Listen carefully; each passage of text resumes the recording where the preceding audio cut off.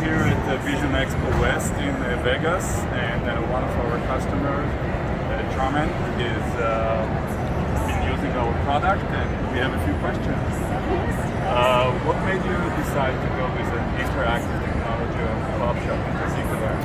Well, we really wanted something to interact with our customers and to bring people into the booth and to be able to share a little bit about our brands. Little information on each of our brands. We have video and some games for them to play with. So really to just interact with our customers. How was the process like to build the application? Very easy. Really, I mean, it was really great working with your team.